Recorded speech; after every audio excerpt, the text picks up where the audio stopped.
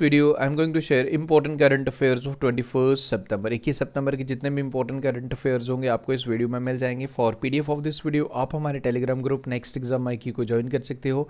Daily current affair की videos के PDF आपको हमारे Telegram group next exam IQ पे मिल जाते हैं। तो शुरुआत करते हैं आज का important video.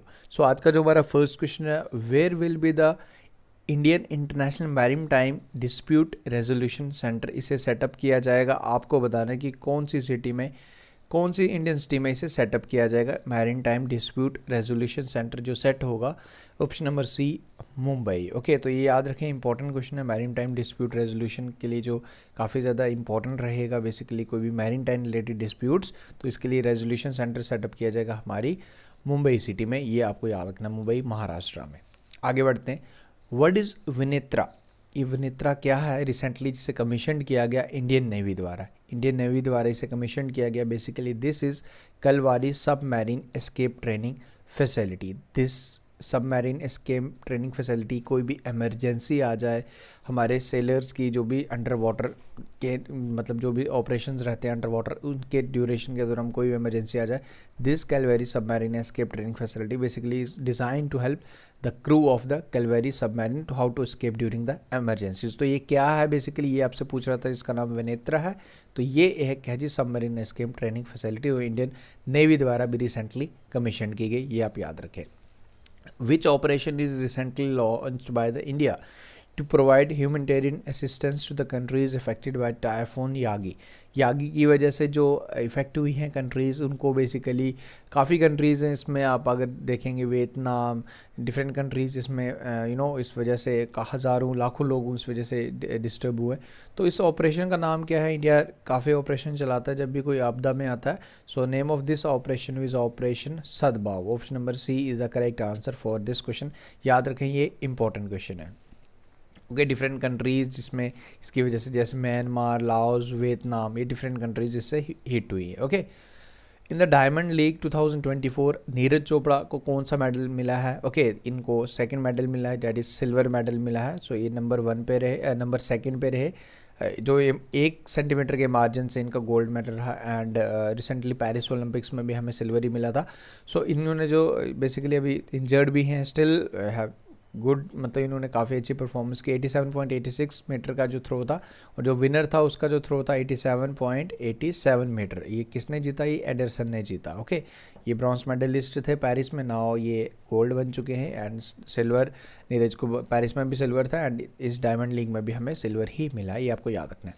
The 4th global bio India 2024 was organized under which Ministry of India? This was the summit, so this was organized under the Ministry of Science and Technology, that is option number C. And who is the Minister of Science and Technology? Dr. Jitendra Singh। Okay, जो Minister of Earth Sciences भी हैं। Okay, ये further details मैंने यहाँ दी, new Delhi में हुआ, ये भी आप याद रख सकते हो। The 4th South Asian Union Athlete Championship was held in between ये हो चुकी है 11 से 13 सितंबर के बिटवीन। कहाँ पे हुई थी? तमिलनाडु, चेन्नई में, इन जवाहरलाल नेहरू स्टेडियम। अब इसमें इंपॉर्टेंट है कि इसमें जीता किसने?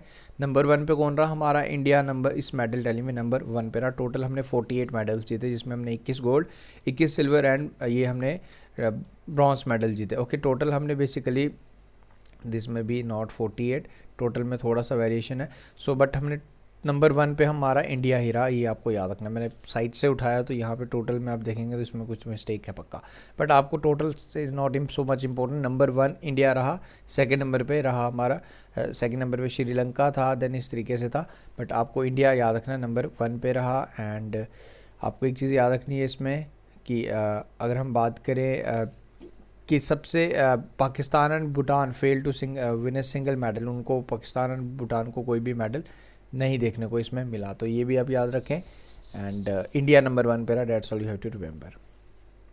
आगे बढ़ते हैं। ओके, हु हैज़, ये एक बारी मैं क्रॉस चेक भी कर लूँगा, ये साइड से उठाया तो मैं भी इसमें कोई इशू होगा, बट मैं इसको आई विल क्रॉस चेक, अगर कोई इसमें चेंजेस होंगे I will let you know in the comment section. Who won the Belgian international badminton tournament women single title 2024? तो ये किसने जीता है, ये आपको बताना है। तो ये जीता है अनमोल खरब। Option number A is the correct answer for this question. ये आप स्ट्रेट फॉरवर्ड याद रखें, इंपॉर्टेंट रहेगा। On which day international day of democracy is observe. International day of democracy कौन सी डेट को ऑब्जर्व किया जाता है? हर साल 15 सितंबर, 15 सितंबर को international day of democracy celebrate किया जाता है। इस बारी का जो थीम रखा गया artificial intelligence as a tool for good governance, 15 सितंबर डेट आप याद रखें।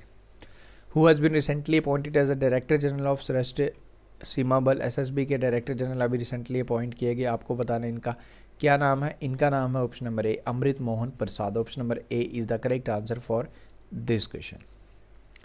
एंड आज का last question, in September 2024 prime minister Narendra Modi inaugurated the 4th renewable energy invest globals industrial meet at Mahatma Gandhi Mandir in which Indian city. तो ये कहाँ पे इसका इनॉग्रेशन किया गया? 4th renewable invest global summit.